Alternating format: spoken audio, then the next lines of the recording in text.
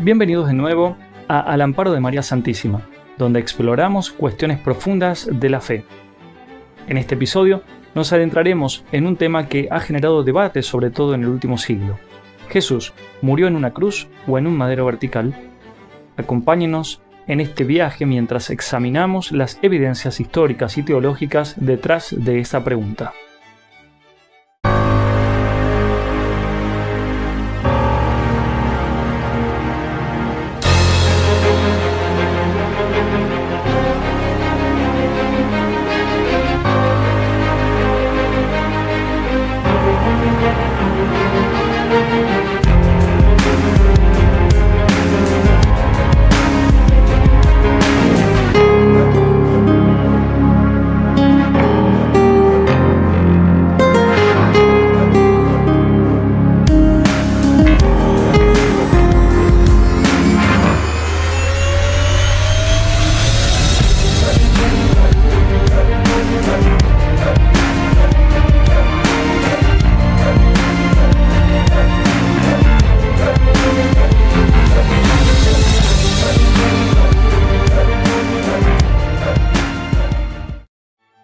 Algunas sectas paracristianas, como los Testigos de Jehová, afirman que la muerte de Cristo no se produjo en una cruz, sino en un madero vertical, tal y como lo representan en sus publicaciones.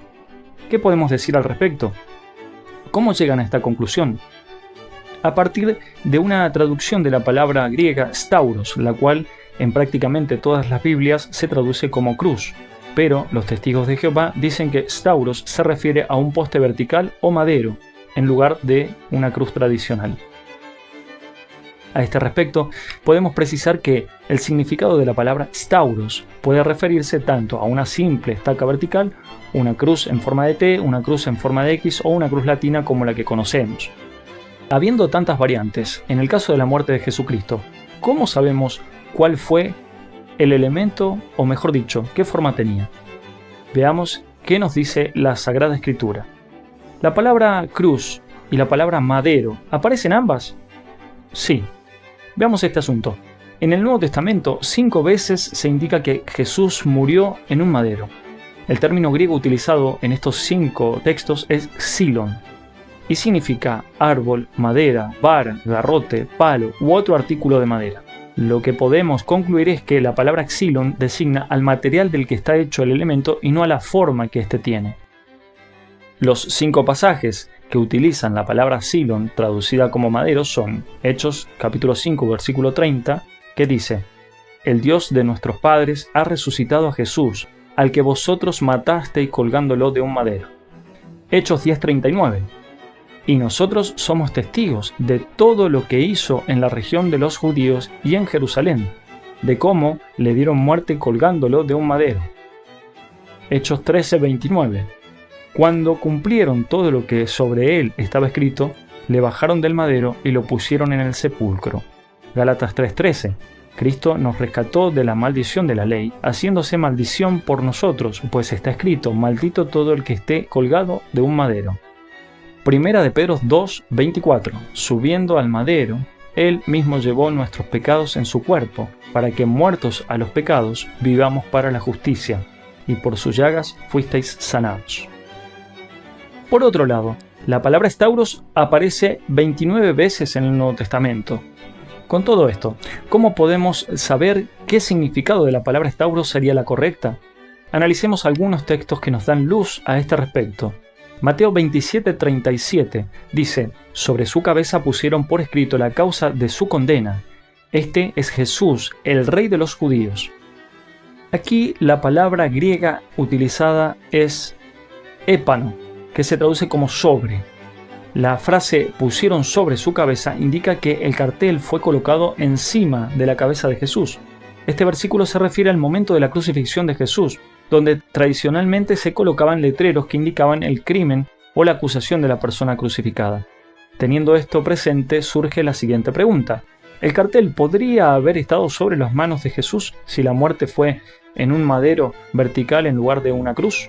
Es importante tener en cuenta que la crucifixión romana típica implicaba que la persona fuera clavada en una cruz donde los brazos se extienden horizontalmente y el cartel se colocaba sobre la cabeza de la persona crucificada. Por lo tanto, en el contexto histórico y cultural de la crucifixión romana, el cartel que se menciona en Mateo 27:37 habría sido colocado sobre la cabeza de Jesús mientras estaba clavado en la cruz. Además, si Jesús hubiese muerto en un madero como creen los testigos de Jehová, se usaría, como se puede apreciar, un solo clavo para ambas manos. Sin embargo, el apóstol Santo Tomás dice lo siguiente en Juan 20:25. Los otros discípulos le dijeron: «Hemos visto al Señor», pero él les respondió: «Si no le veo en las manos la marca de los clavos, y no meto mi dedo en esa marca de los clavos, y meto mi mano en el costado, no creeré». Veamos con más detenimiento. Tomás dice: «Si no le veo en las manos la marca de los clavos». No dice del clavo, sino de los clavos. Por último, recordemos que Jesús murió en Jerusalén, capital de Judá, una provincia del Imperio Romano, el cual tenía entre sus métodos de tortura la crucifixión.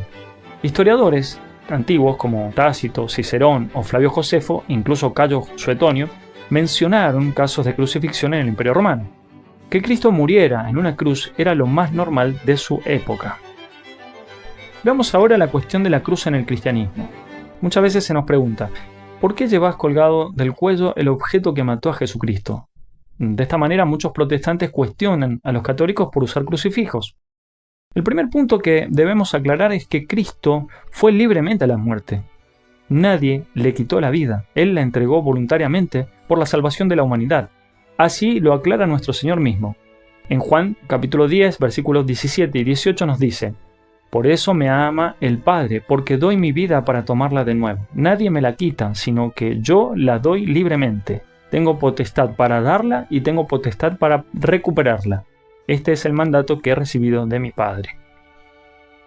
Vimos que Jesús se entrega libremente. ¿Por qué motivo? El profeta Isaías lo indica en el capítulo 53, versículos 4 y 5. Él en verdad ha tomado sobre sí nuestras dolencias, ha cargado con nuestros dolores, y nosotros le reputamos como castigo, como herido por Dios y humillado.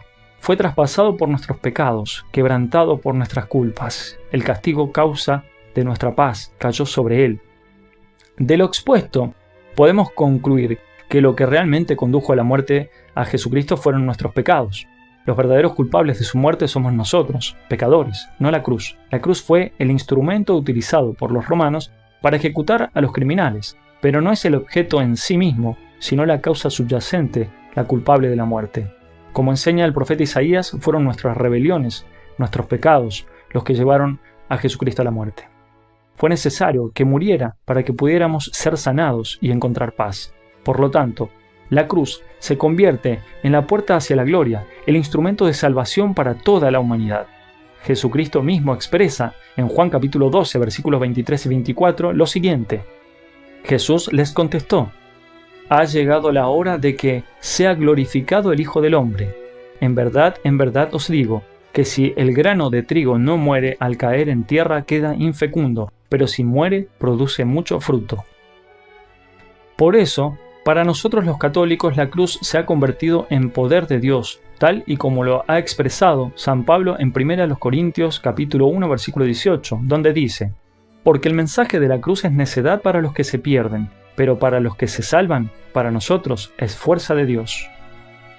En general, los católicos deseamos llevar el poder de Dios lo más cerca de nuestro corazón. La cruz nos recuerda al Señor y la victoria de Jesucristo sobre el diablo. Por eso, Satanás y sus demonios odian tanto la cruz, no la soportan, no pueden verla. Porque es el medio que utilizó Dios para salvar a la humanidad de la esclavitud, del pecado y de la muerte. La cruz es el poder de salvación de Dios y nos recuerda cuánto nos ama Jesucristo y cuánto nuestro buen Dios nos ayuda a confiar en el Señor y acercarnos más a Él. Nosotros debemos gloriarnos en la cruz, pues es el objeto de gloria para el cristiano. Así lo enseña San Pablo en Gálatas 6:14, que yo nunca me gloríe más que en la cruz de nuestro Señor Jesucristo, por quien el mundo está crucificado para mí y yo para el mundo. Dios es todopoderoso, de forma que ha transformado un objeto de suplicio y dolor en un objeto de gloria y salvación. Efesios 2:16 dice: «Y reconciliando a ambos con Dios en un solo cuerpo, por medio de la cruz, dando muerte en sí mismo a la enemistad. Colosenses 1:20, y por él reconciliar todos los seres consigo, restableciendo la paz por medio de su sangre derramada en la cruz, tanto en las criaturas de la tierra como en las celestiales.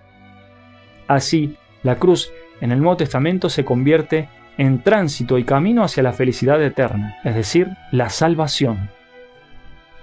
Así concluimos el video de hoy. Muchas gracias amigos y sigamos siempre al amparo de María Santísima. Gracias por estar con nosotros. Si disfrutaste del video, dale like, suscríbete y compartí para que más personas puedan unirse a esta comunidad de fe. Además, si tenés sugerencias para futuros temas, déjalos en los comentarios. Muchas gracias y sigamos al amparo de María Santísima.